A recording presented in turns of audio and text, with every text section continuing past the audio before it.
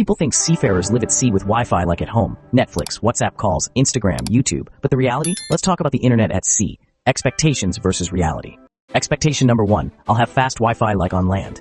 Before joining the ship, many seafarers think the internet on board will be fast. Good signal, video calls anytime, streaming movies after watch.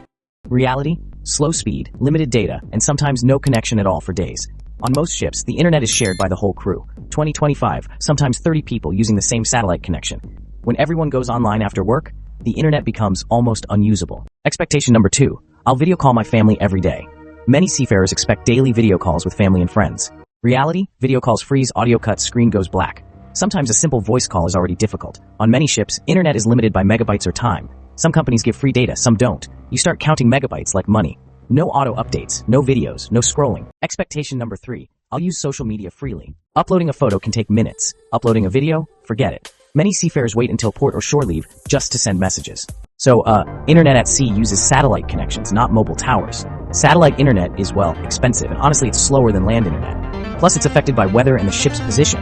That's why companies, limit usage. So here's some good news. Things are actually improving. New systems like Starlink Maritime and better VSAT are making internet access on board a lot better. Some ships already have faster speeds, more data, and better stability.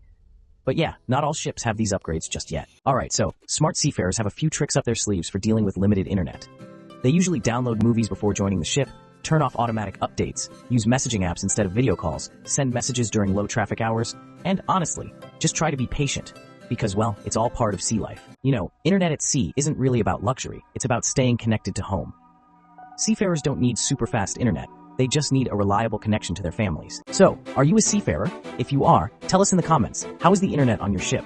And, hey, don't forget to like, share, and subscribe for more real seafarer life content.